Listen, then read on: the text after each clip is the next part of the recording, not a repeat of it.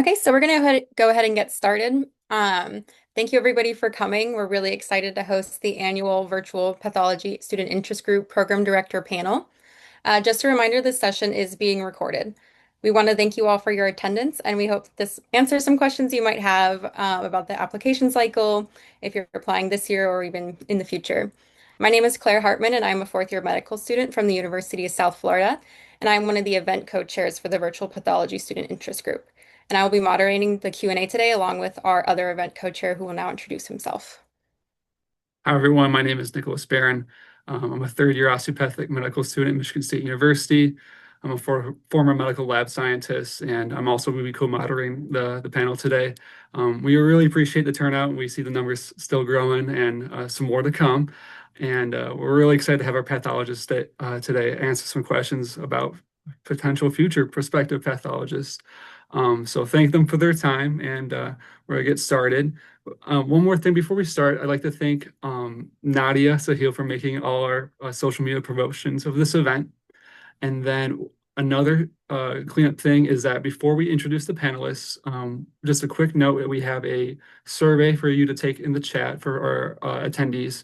It'll take some time to fill out throughout the session, but we would really appreciate it. All right, so we're going to go ahead and introduce our panelists, and we're going to start with Dr. Mills.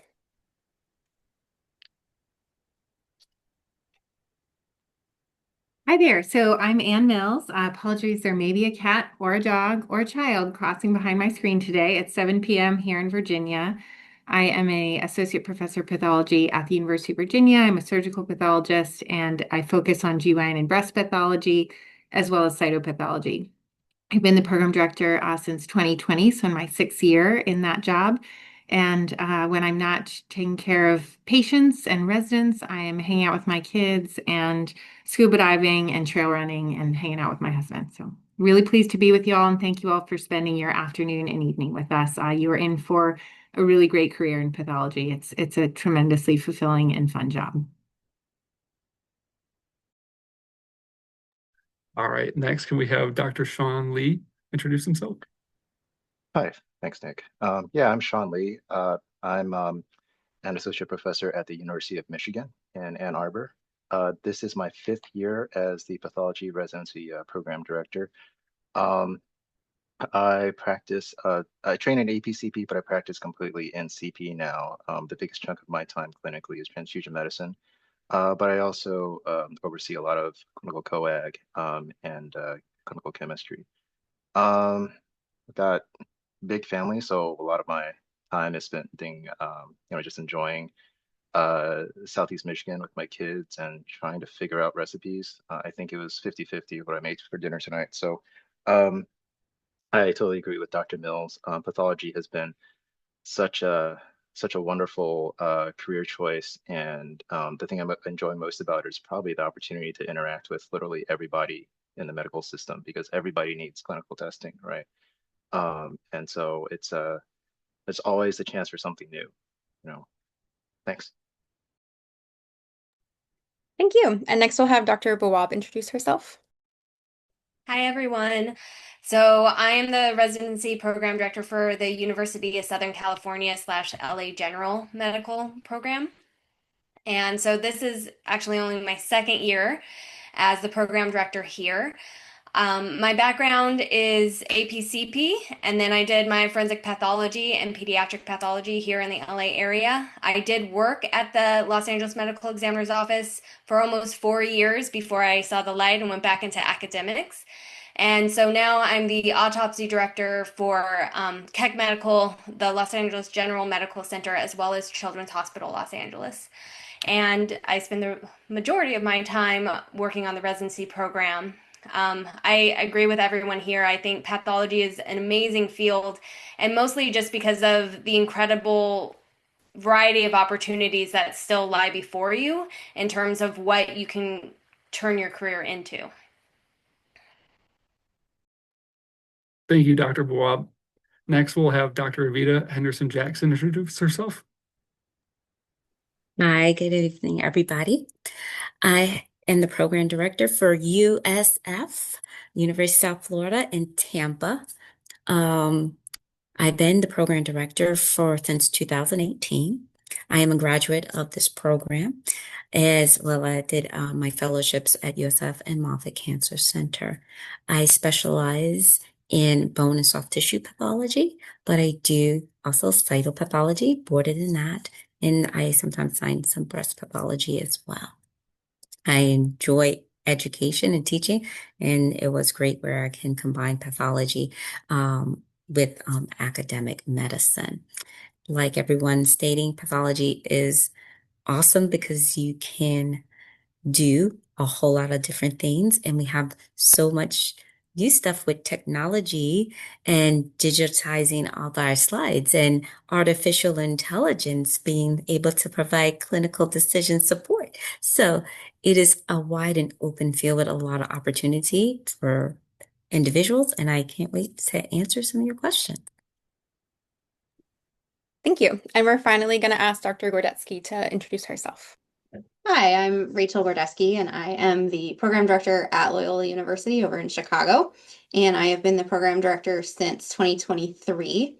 My background is I'm APCP trained, and I did a fellowship in breast pathology and cytopathology. I'm the director of breast pathology here at Loyola, so that's what I do most of my sign out in, but occasionally I'll still do some cyto or even some GU pathology. And echoing everything everyone else has said, it's a really fun field and there's a lot of great opportunities for you all. Thank you all so much for being here tonight. And just to give a layout of the events, we asked for questions when everyone RSVP'd, and we're going to go through those today. If there's still time at the end, we'll take new questions from the chat. All attendees will be muted except for the panelists. This event, once again, is being recorded, and we will post it online a few days later if you have to leave early for some reason. We'll ask a question and ask one panelist to answer first, and if anyone else on the panel wants to chime in, or anything that kind of relates to their program, feel free to chime in. All right, with that, to kick things off, the first question's for Dr. Mills. Besides research experience, what types of applicant experiences do you place the most weight on when deciding who to extend an interview to? Hi, great question. And I know it's one that there's a lot of perseveration on during the application phase. I just want to touch briefly on research. I think most of us in programs understand that research opportunities in particular are not equitably distributed. So while it is great and impressive if a medical student or applicant to pathology has managed to get plugged into a successful research project, and of course that speaks highly if they have played a significant role and seen it through to abstract presentation or even publication, that is by no means required. And most of us, again, understand that those opportunities are not always available. The biggest predictor of whether you can publish a pathology research study as an applicant is the kind of mentorship that is locally available to you. And not just the kind of mentorship, but whether the mentors happen to have the time, the bandwidth, and idea, right? One of the things about research is like a lot of us are prioritizing giving our trainees projects, which is a good thing if you're one of our residents, but it's hard if you're a medical student trying to get in there. So research, great if you have it, but by no means necessary. And I think most of us see it as like a sprinkle on top, but it is not requisite for getting into a competitive pathology residency by any means to have a ton of path research. So what does help? Generally, I think most of us are looking for evidence that you are serious about this career and that you are willing to make opportunities even when they are not available to you. So that can look different depending on where your environment, right? Like I have a number of residents from DO programs who said, yeah, there just really wasn't a lot of infrastructure for me to pursue pathology opportunities, but I found this clinical pathologist, who's in a lab down the road and they let me hang out, or I reached out to this forensic pathologist an hour away and they let me come by for a week, So I think that sort of can-do attitude and the ability to find opportunities is really telling and shows that this is somebody who's really serious about this career path and is willing to make opportunities for themselves. So to me, something like that shows as much commitment as a research project might for another candidate. One really accessible thing that I think many medical students don't think about that to me would be such a shining example of excitement and commitment about the field is to attend a meeting, but not just any meeting, because we get, again, from an equity standpoint, going to a big national meeting may not be feasible financially, logistically, time-wise for all of you. But most of you should be able to find a state pathology society that has a meeting that you can attend, often for free. At the Virginia Pathology Society, we have an annual meeting. It's in November this year in Richmond, Virginia this year, and it's totally free for medical students. And we also make sure that if somebody's not a current medical student, but they are applying in pathology, so perhaps you're an IMG, perhaps you've completed your med school training a couple years ago, you can just let us know and we'll still give you that rate, which is free. So look where you are for the state society. Sometimes it's a regional society. Those are also nice meetings because often they're held on a weekend. So if you're on busy clinical rotation, sometimes you can sneak it in without getting time off. So I will just say that going to your state society and, meeting pathologists there, talking to pathologists there, that's also, if you're a more junior medical student, a great way to get your foot in the door with a potential rotation experience, or even just a visit to a lab if your school can't accommodate a full rotation there. So I think that's a great way you can stand out. Thank you, Dr. Mills. Thank you so much. Our next question is for Dr. Lee, but we're also going to open it up to the rest of the panelists. Many applicants have questions about signaling. Specifically, what kind of advice do you have for applicants in regards to program signaling and also geographic preference? And how do you consider applicants that state they have no geographic preference on all of this? Yeah, thanks, Claire, for the question. It's some of these parameters are really confusing, and I know signaling is still relatively new to pathology. And I think just in general for applications applies to signaling and geographic preference, just be honest with what your passions are and where you want to go. Because if you're playing some type of strategy, we don't know you're playing some kind of strategy. And you know, we tend to take I do at least, I take the application as on face value because I want to learn who you are. Um, I have a story of one of our U of M medical students who was in the match last year, and he rotated with us. I worked with him on something as well, on a QI project, and he applied. And a really interesting guy, but he didn't signal us, and I was so confused. And I had to reach out to him, like, hey, I don't quite understand. Well, he hadn't reached out, but we were already talking and working on this thing. So, um, and he was getting an interview. So, um, he just said he had saw on some forums that you want to use your signal strategically, and you don't want to signal your home institution. And I just thought, I didn't know you were doing that. And so just signal where you want to go. Use those to your advantage. Um, and I think what's most important to us is just to show that you're passionate about really taking us seriously as a program. So uh, in terms of geographic preference, I think some of those are just worded a little bit confusingly. So I'm not quite sure what to make of some of those. Um, And the pathology programs definitely have like a coastal distribution and then sprinkling more, in the center of the country. So I don't know that works so well with pathology as it does for other, bigger programs like pediatrics, family medicine, internal medicine, and so forth. Again, definitely uh, be honest with where you want to go. If you have a specific connection to the area, I also look in the personal statement to see, whether there's an important, regionally something's important to you. Yeah, we want to make sure, we don't want to break up families. We have definitely a lot of people in like couples matches and stuff like that. So that's the kinds of things that we also take into consideration. So, I would just say be clear, be upfront, and again, uh, these very convoluted strategies may backfire on you. Thank you. Thank you so much. Did any of the other panelists have any other thoughts they'd like to add for this question? I know this is a common one that's top of a lot of people's minds. I believe they need to talk to their advisors at your particular medical schools, because medical schools and their advisors state different things than what we may be stating here. Some places will tell them you don't have to send a signal to your home school. As long as your home school knows that you want, they will give you an interview. It could be very different from one place to the other. So just clarify that with your advisors and with your school that you're at and how they are using those signals. Outside of that, when I see a signal, I believe, okay, they're interested in the program. That's how I'm looking at it. It's not no kind of strategic moves. I'm just trying to say, okay, they like this, want to know this program. So I take it as a plus factor. Like, okay, so they're interested. What else?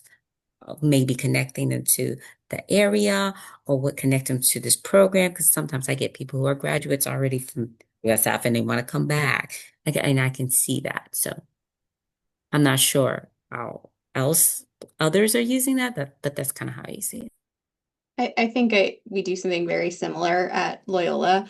If I see a signal, that means I think you're interested in this program, and I'm going to look at your application and see if I want to have learn more about you. And I think, with geographic preferences, the only other thing that I would add, I think Dr. Lee said a really great thing, but just addressing, if you truly don't have a geographic preference, like that's fine too. I when I was applying to residency, was literally willing to go anywhere in the country, and geographic preferences weren't a thing in Eris that back then. But it's just whatever you say, if you have a geographic preference or not, or if you've chosen an area that isn't our school, we can't see that. But just be honest and be truthful in your application.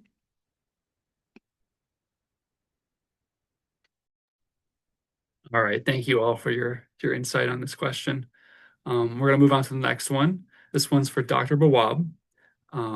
So many pathology residency programs do not report having a STEP or COMLEX 2 CK score cutoff. How does a low passing score affect an application? What about a previous failure on STEP 1 or COMLEX 1 or COMLEX 2 or STEP 2? Would you prefer to see a STEP 2 score for DO applicants as well? So at least for our program, and I imagine most others, there really is an attempt at a holistic approach, which is why programs list that they don't have a cutoff, because you want to examine the application as a whole. I think that the STEP scores and even your academic record help provide us with some background in terms of how you handle things like board examinations, whether that's an area you're struggling with and may continue to potentially be struggling with, versus something that you've learned important lessons from and really are now shining, because you've made those mistakes before, but you are now addressing those and you have a good record past that. So just kind of going through my approach, when I see the initial scores, if I see a fail, I just do kind of a deeper dive to see, is this a pattern of fails? Somebody who has 2 or 3 times the fails before they're able to pass and then barely passes, that's going to be a concern for me of something that is going to need more of the resources that I then can't maybe provide to the rest of our graduate or our residents. I also look at whether it's addressed in the application. Does the applicant say, I failed, this was going on in my life, these are the steps I did because I wanted to improve that, and I improved my test taking scores. And it's even more impressive to me to see that fail and then see a very high score that follows it, because I know that that person has learned from that mistake and that they will be strong moving forward. And then in terms of how the scores are, a very high score and a pattern of high scores makes me feel very much so that this person is very good at test taking. And so that isn't something that is going to be probably a concern with boards moving forward. However, I'm also looking at other things in their whole, it's not just I want everybody who has high scores. I'm also looking at what other accomplishments you have, what other strengths you have. The high score really only tells me that you're good at taking a test. It doesn't really tell me your interest or how you work as a team, which are also very important when we're doing applicant considerations. In terms of the question for would you prefer to see a step 2 score or a DO? If you have very high DO scores, and you have a pattern of high scores, chances are if you took the step, you would do very well also.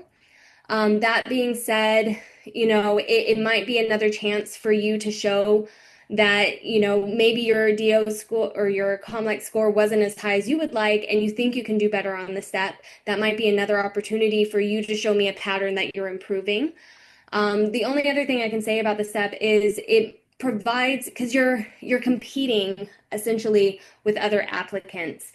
So even when you have average scores, a lot of our applicants are average scores. And so the steps may be a way for you to give a better direct comparison, just having more of a competition in mind.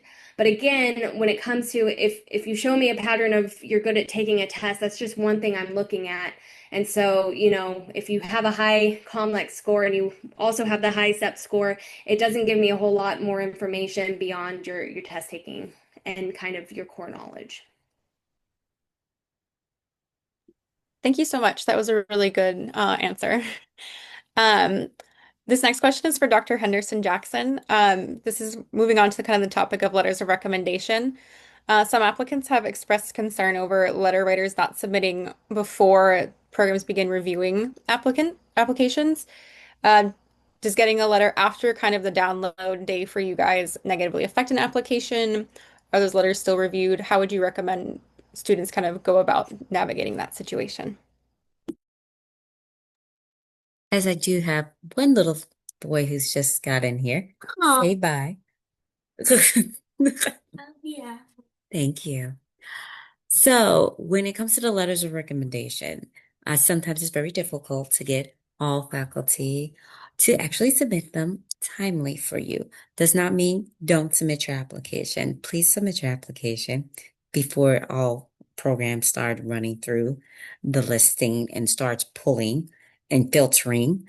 Because again, if one thing's missing, will still be looked at on their cues, like, oh, I'm going to go back to this one to see if this is going to be filled in or we can see this. Okay. In ERAS or within all the programs you are applying to, there's that new AA and C tool where you can go in and look at some of the statistics and stuff behind a program. Also, there is it listing what things they require in their application. So you will know if it's 2 letters versus 3 letters versus this or whatever. So make sure you kind of look at that and just know that maybe if you don't hear back, if you're missing, still submit because they're filtering it because you probably meet other things that they're looking for. Okay, experiences, attributes, and other stuff that people may be looking for in the applications that they're pulling. And all they will see is, yes, oh, I get it all the time. ECFMG certifications is delayed or something like that. Doesn't mean I don't look at the application. I look at everything and then I check it, this mark. Okay, let's put this up so I know to go back and check to see when everything else is submitted later on. But try to know that we are looking at these in a particular period because we have a interview offer day, October 15th. So somewhere before that offer day, hopefully not the day before, may hopefully have everything that you see is required for applications for the particular residencies that you are applying to, because everybody is going to flesh out and send out all the invites on that day. Okay, so you want to make sure you're in the pool to get stuff sent to you. Doesn't mean programs can't send offers after that day, but a whole lot are going to be sent on that day. And so all programs are going to be looking at all their applications to prepare for that. Thank you, Dr. Henderson-Jackson. Continuing the theme with letters or rec, this is for all panelists, so for anyone chime in on this one. What kinds of letters do you recommend applicants submit? Would programs prefer all pathology letters or two or three pathology letters, or maybe one from another specialty? How would the ratio be? I know at Loyola, I really welcome letters from other specialties. I do want to see at least one letter from a pathologist, but your other letters is really up to you. If you want, if you had a lot of pathology rotations or a lot of experience with pathologists and can send me, 3 or 4 pathology letters, great. But I'd love to hear from that psychiatry mentor you had, or whatever other faculty member you really connected with and are going to get a good, strong letter from.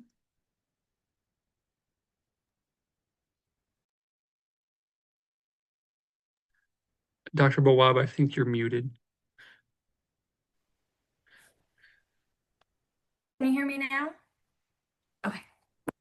Sorry about that. So I would second that. I definitely expect to see at least one letter that kind of corresponds to your interest in pathology, because it kind of, again, that is definitely something that I focus on in that holistic approach, is really knowing that this is the specialty you're interested in. And so that helps with that.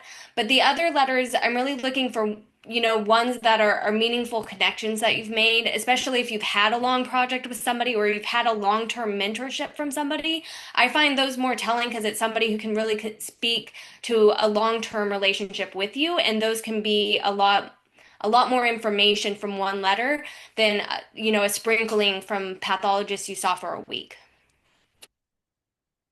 I would say my one cautionary tale with non-pathologists writing letters is make sure they are comfortable speaking to why you are a great pathology applicant. There is nothing more harmful to an application than letters saying this person is going to make an awesome surgeon or internist or ophthalmologist, because it suggests that your first goal is not pathology, or that you have a letter writer who doesn't really know you, and then why doesn't anyone know you authentically? So I would be really clear with your letters, and if you want to make sure they have access to your personal statement, make sure you've been clear with them about why you love pathology, to just guard against that possibility that they might speak to you applying in another field, if that is not relevant.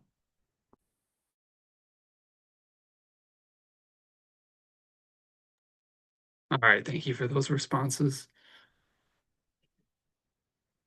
Our next question is for Dr. Gordezky. The AAMC allows the use of ChatGPT or other AI tools for brainstorming, proofreading, and/or editing, but requires applicants to only submit their own work on the application. But what are your thoughts about applicants using AI tools while preparing their applications? Do you have any strong opinions, like pro or against? I think it really depends how you use an AI tool like ChatGPT. If you use it as a proofreading or editing tool or to help you brainstorm, to me, that's no different than, talking to a parent or a faculty mentor or a friend to help you proofread or get ideas. And I'm totally fine with that. And you can tell the difference from someone who has said, ChatGPT, write me a personal statement to apply to pathology, and has done nothing to it. I can tell when it's written by AI and you haven't done any editing. And that will get your application tossed aside, at least for me. But if you've just used it for editing, proofreading, again, that's no different, I think, than talking to a person to help you edit or proofread, and that's totally fine. Great, thank you. All right, our next question is for Dr. Mills. So there's a lot of conflicting information about personal statements. Would you recommend a program-specific personalized statements to express interest, or is a signal and geographic preference sufficient to show interest? Great question. Yeah, I think, we're all trying to understand how to find the best fit, right? And so an authentically written personal statement that is grounded in your experience and shows why you want to be at a specific program is absolutely welcome. But I also will warn, if you just plop the University of Virginia in boldface type and it has nothing to do with anything else in your personal statement, that's a little red flaggy to me. So I think the moral to me with personal statements ties into ChatGPT, which is like we are looking for authenticity. We are a field of communicators. I always tell people we have two jobs. The first is to diagnose, the second is to communicate. If we fail at the second job, it doesn't matter how good we are at diagnosing. And so I am huge into language, the ability to communicate both in writing and verbally, and a personal statement that swifts in any way of an inability to do that authentically and effectively is going to be, it's not going to help you. If you write authentically, and I would say like just, be true to yourself. Obviously, like be grammatically correct. Check your punctuation, check your spelling. You don't want to miss an opportunity because of carelessness in those areas. But I would far prefer to see something a little gritty and authentic than hyper polished using words that I've never heard a PGY1 resident use in conversation. I've never used them in conversation, right?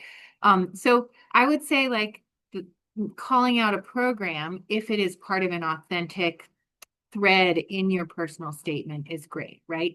But if it's slapped in there and I get the sense that you just threw it in there and you'll swap it out for another program, that doesn't do much for our review panel.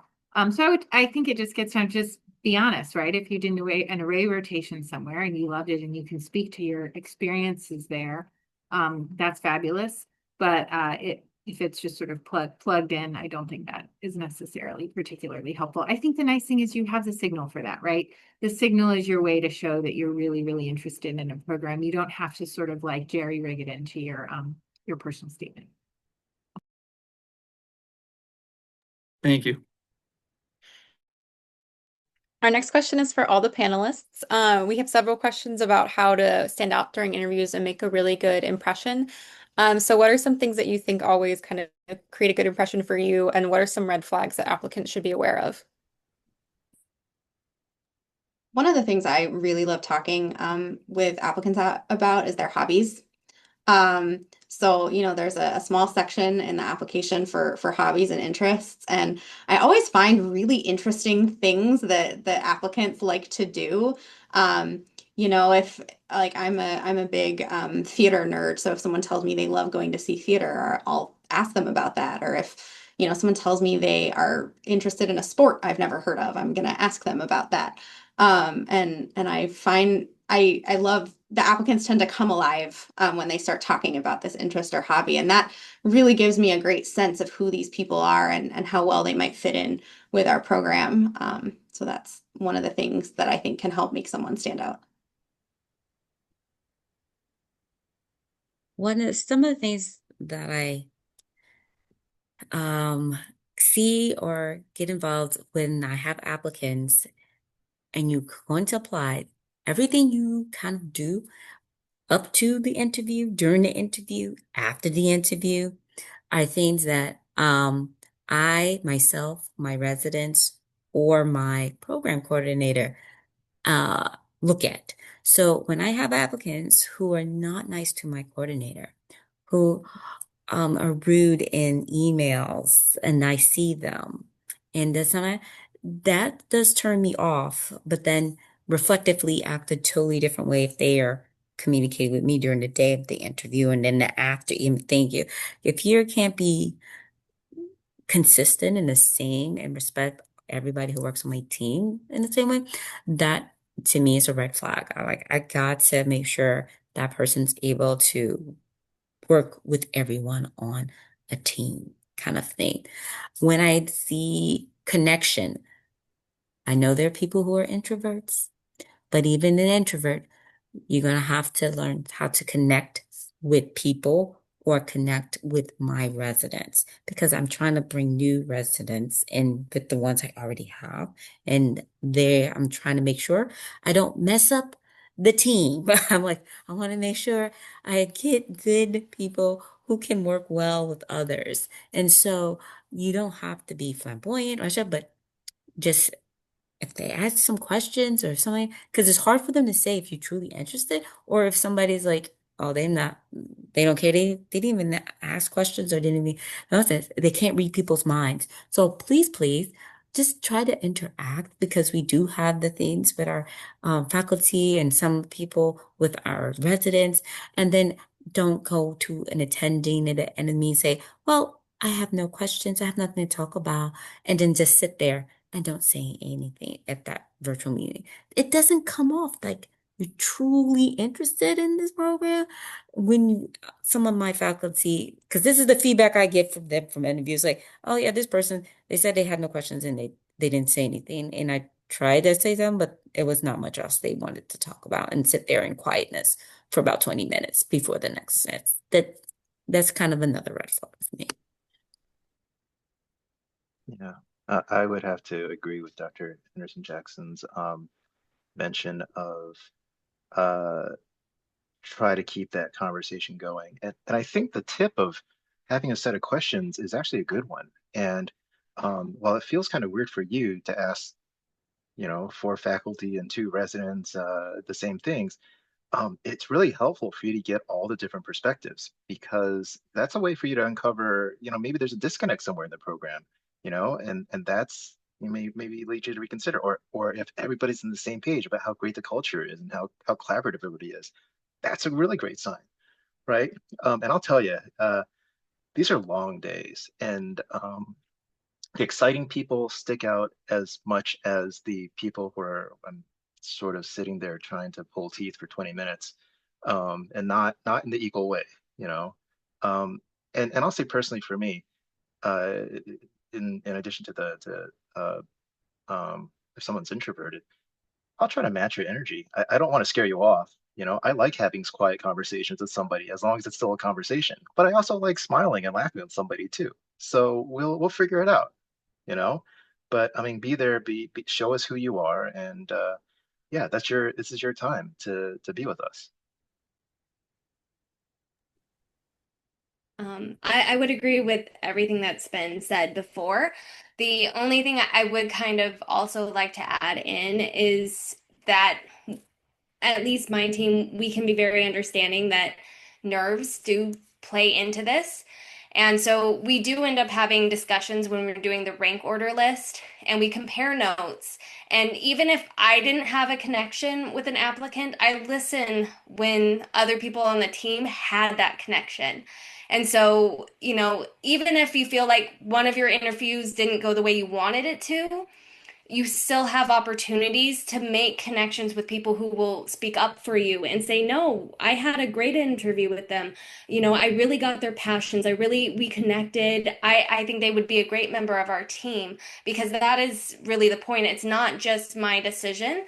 It's, you know, combining onto our team. So the entire interview day is very important. And so don't feel like one bad interview or not right connecting with the program director has kind of ended it for you. You still have lots of opportunities to have somebody speak up for you, if you can still make that connection with anyone. Thank you, everyone, for all those responses. Our next question is for Dr. Lee, but I'll open it up to other panelists if they want to chime in too. The question is, IMG applicants have noticed some programs only admit IMGs that have completed a medical residency in their home country. How important is it for you to have as a program that an IMG applicant has completed a home country residency before applying? Yeah, this is a really good question. And uh, it, it's there's no we don't have a one size fits all kind of formula for anybody, let alone IMGs, because the experiences are so varied. Um, so I'll answer this question from the practicality point of it. The thing is, so we welcome all applications and we'll review all applications. But the truth of it is that there are lots of IMGs who do have pathology experience already. And in our experience in our program, we've benefited greatly from having that sort of senior experience to really make an impact on our junior residents right away. And so they will, you know, not just in my opinion, but also in the sort of the ranking group and all the other faculty who chime in. Um, that that counts for something, you know, having that experience. So that's just the reality of it. But like once again, I think that the theme you're hearing is we want to know who you are.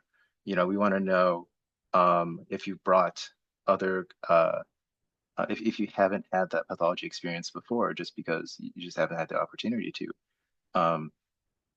Where else have you sort of expressed your passions and your dedication and your ability to succeed, right? So is it required? No. But is it a bonus? Yes, definitely. Thanks. The only thing I would really add, so for me, having done residency or practice pathology outside the US, that just confirms for me that you know what the field is going to be and your confidence level in continuing in that field. I think I'm a little more interested, or I think if you've done residency or worked in a field outside of pathology, and now that you're in the US and you're wanting to go into pathology, I do need a little bit more explanation of why that change is happening. Are you really sure this is the field you want to go into? Are you feeling that you won't get into the other fields and we're a default? And I think that's kind of where we get a little bit more guarded. And so that requires more explanation for me.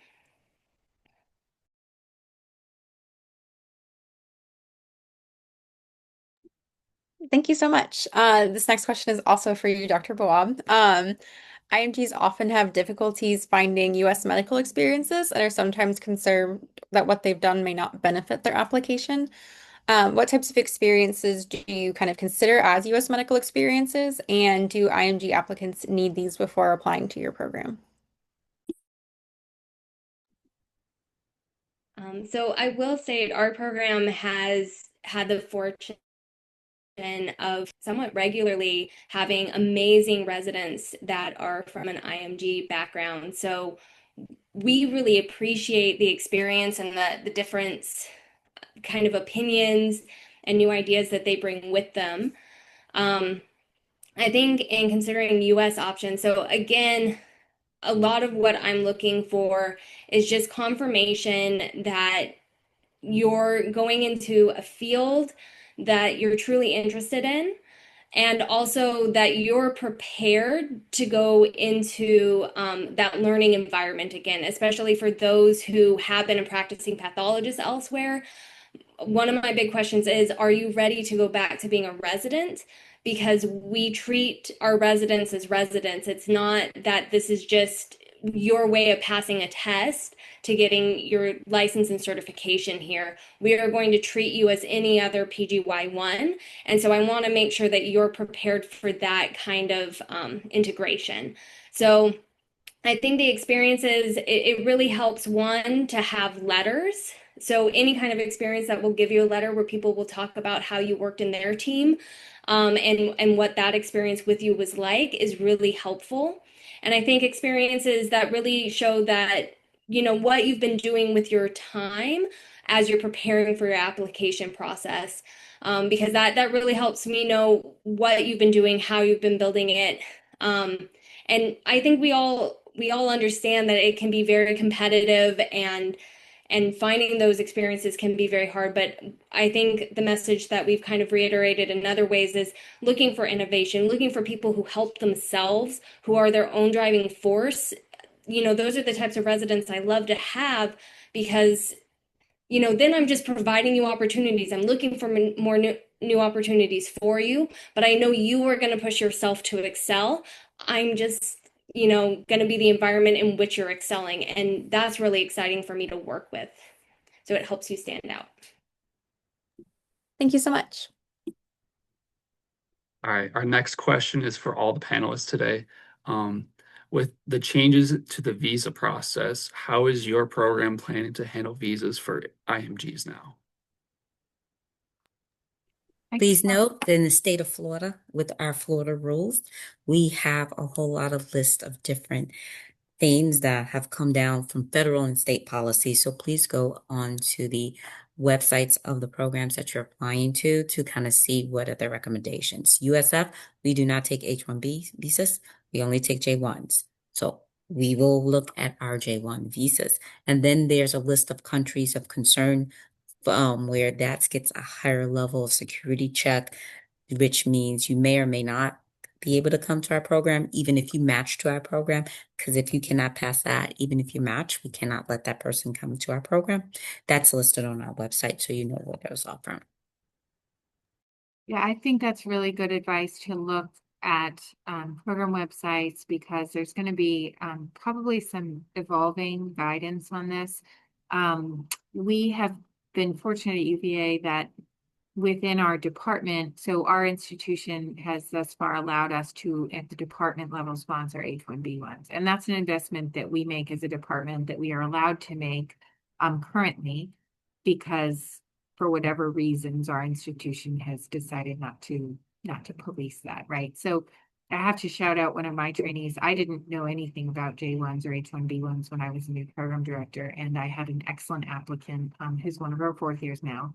And she essentially told me when she was applying, look, I'd love to rank you number one, but I have this other institution that can offer me an H-1B1. Like, what is the situation at UVA with this? And I said, I have no idea, but I will find out. And she is why we sponsor H-1B1s. And so we have really benefited from that pathway to really recruit the best of the best from around the world. But like in this federal climate, who knows, right? I have no indication that we will lose that ability, but I don't pretend to read the crystal ball anymore. So I would say that follow Dr. Henderson-Jackson's advice and make sure that you have the most up-to-date data about what a program's policy is. I would talk to residents in the program, right? See what the support is. For instance, a lot of us are naive to this. I'm always learning. I had a resident who recently said, he only got, for whatever reason, his H-1B1 approved for a year. And so there was some call to going for an expedited renewal would be beneficial to him. And again, I've got a really supportive chair. So he's like, sure, we'll pay for that. And he just got his green card. So talk to them about their experiences. Were they supported? If they ran into trouble, how was it navigated? What is the Office of Immigration like, your institution? Unfortunately, none of this reflects much on the department, unless I can say that it's a positive reflection on my chair and the support that I have. But if a department can't offer that, it doesn't say anything bad about them. It's just a function of the institutional climate they're dealing with. But I would say talk to trainees who are IMGs who may have needed visa sponsorship to see what their experience was like, how was their support, and then make sure you have up-to-date information. Again, for those of us who are able to sponsor H-1B1s, we remain optimistic, but none of us have a crystal ball in this world of ours.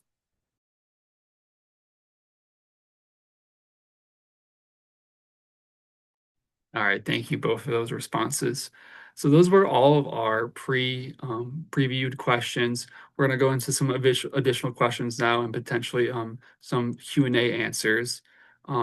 So we have one from the crowd today saying, what are the qualities that you are looking for in a pathology applicant, especially from non-US IMGs?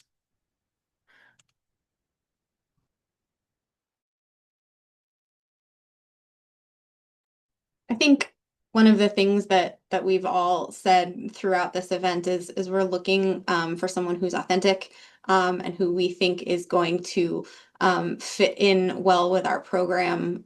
We all have different vibes and groups of people in our different programs.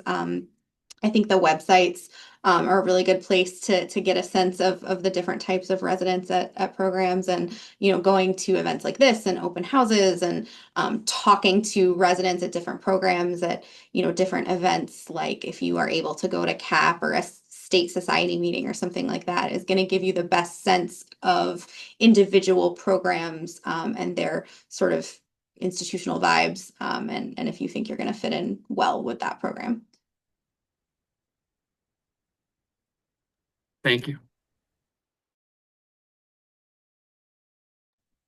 And I would just add in, I think just it is competitive.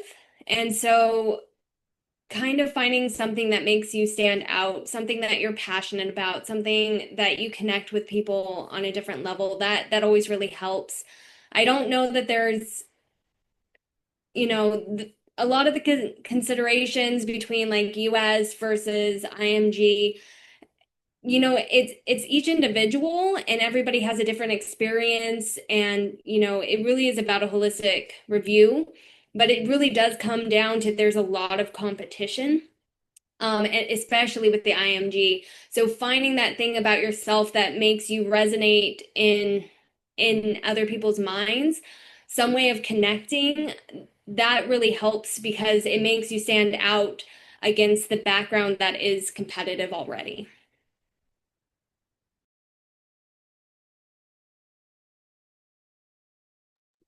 Great, Thank thank you so you. much.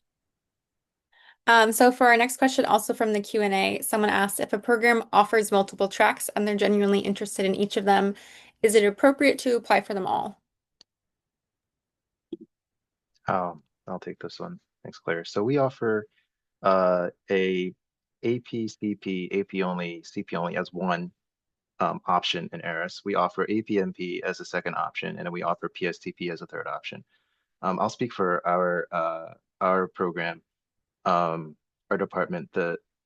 Uh,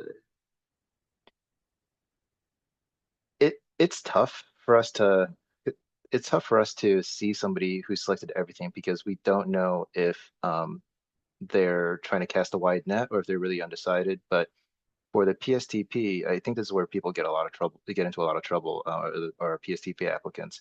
Um, they're looking for somebody who's really focused and understands what they could do with a career as a physician scientist and where they want to go. And so that's a lot of resource investment in such a person. So they're really looking for somebody who knows they want to be a physician scientist and knows that they don't want a career just in clinical practice or other things like that. So it actually is a, a concerning thing to see everything checked and then a person wanting to be interviewed for PSTP because there's a lot of people. Again, it's a competition, right? I mean, that's just the truth of it. There's a lot of people who will be very focused and very driven and passionate in their application packet. Um, it's totally it's if that's really where you are, that's okay. But you may want to express that and explain why you've selected things the way you have in your personal statement. So that's I think you don't want to just leave it up to guessing because we may guess the wrong thing. Absolutely. Thank you for those responses. Another additional question. Some students may only get one elective in pathology or sometimes none at all. In your view, is that enough, or are there other meaningful experiences or ways to show genuine interest in the field?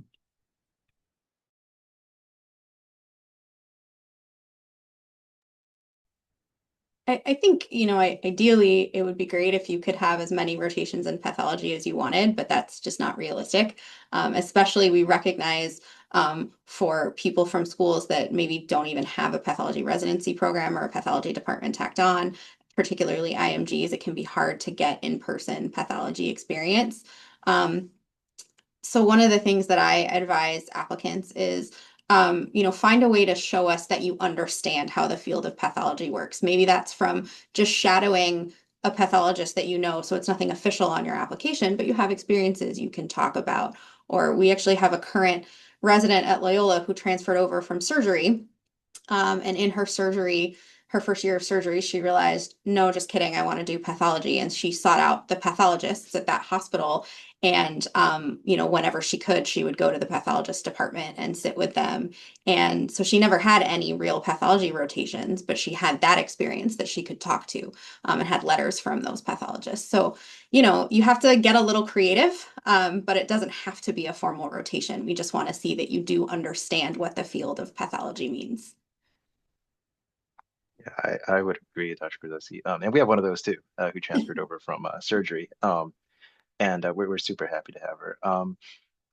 Uh, I think Dr. Mills had some insight on this earlier on, especially with the inequity of DO applicants.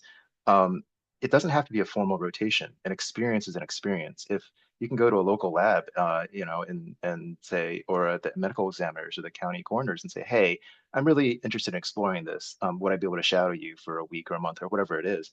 Um, I have an applicant, a current resident, I'm sorry, who's from Puerto Rico, and it was our first ever recruit from Puerto Rico. I was so excited.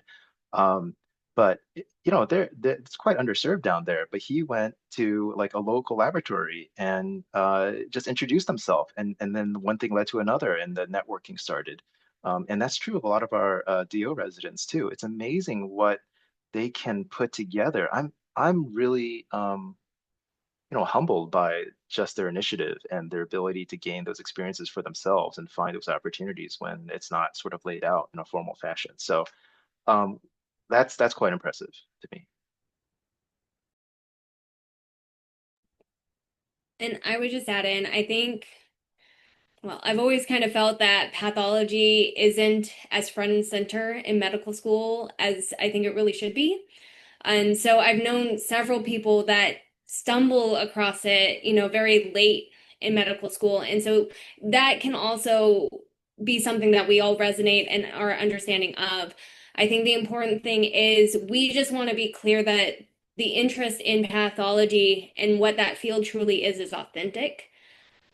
And so just kind of when I ask somebody about why they're going it or what their interest in pathology, like what kind of made you go pathology, I can see when somebody is like really excited about an experience or a time during our interview that really like I believe them versus, kind of having concerns where people are talking about kind of this didn't work, that didn't work, and so this is where I ended up. Kind of feelings that were the default, I think, is where people get a little bit more guarded about feeling that your interest isn't authentic in our field, but kind of just where you think you might land.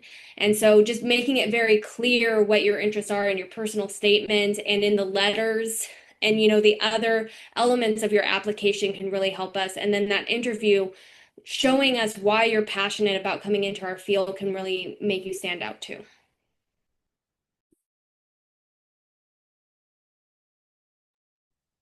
Thank you so much. Before we end for the night, since it's getting to about an hour mark, we just wanted to ask if you guys had any final advice for anybody or thoughts that you wanted to share with the group.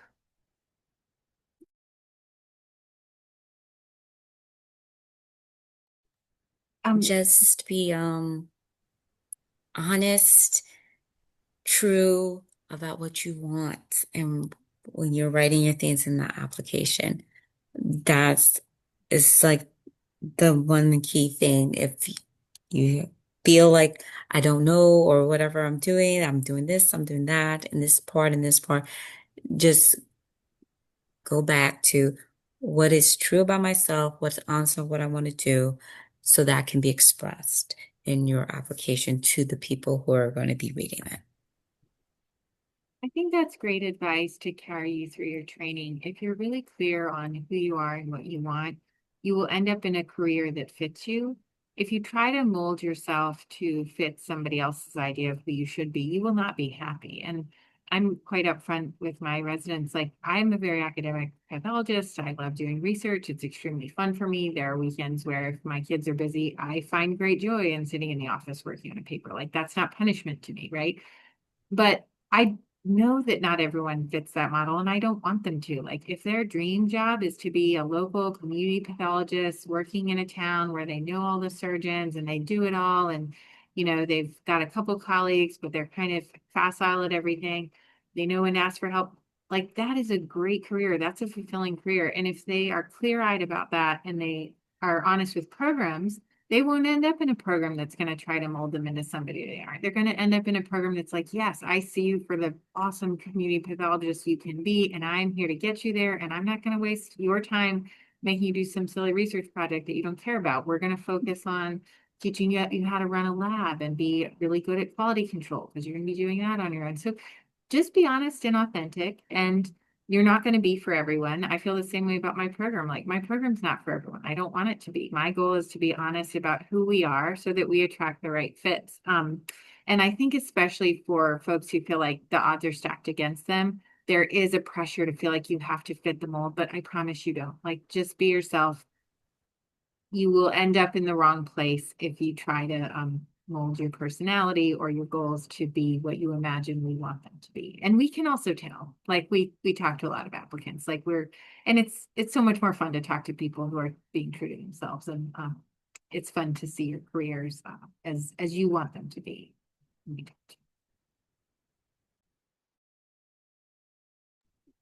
I would just also kind of throw in, I know from my experience, I did a PSF in between my second and third year.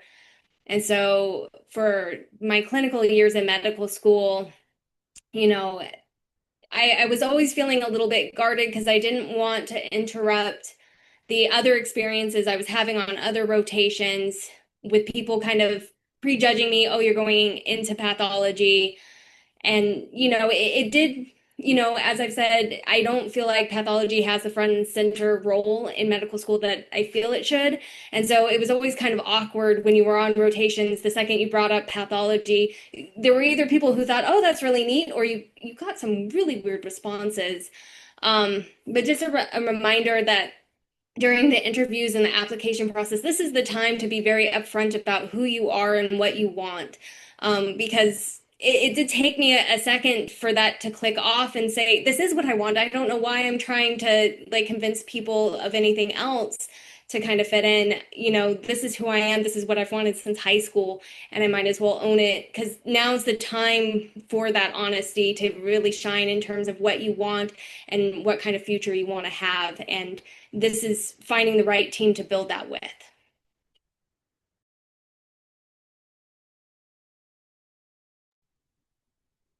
All right. Well, it is 8:03. We've already taken up plenty of everyone's time, but this was a great session. Thanks everyone so much for coming and attending here. We want to thank everyone who registered and came today, and to all of our panelists for sharing such great information with us today. As a reminder, this session was recorded and will be posted on our website in a couple of days. And that we also have the form to fill out that's in the chat. It's a Google form. All of the attendees, if you could please fill that out, would be greatly appreciated. Thank you And guys for all lastly, your work on this. This was a big lift for the leaders and for all of the folks spending your evening and afternoon with us. So thank you all for your time. Yes, thank you. Appreciate it. Yeah, thanks for the invitation. thank you guys for all being here. And lastly, to any of our participants, if you're not following us on social media, please look us up on Instagram, X, Facebook, TikTok, and LinkedIn at PathSig. We'll be posting more events in the future geared towards medical students in first and second year, and then also kind of looking towards the third years as the application season rolls on and getting you guys prepared for your application cycle. So that completes our session. Thank you so much again to our panelists and to everyone that attended.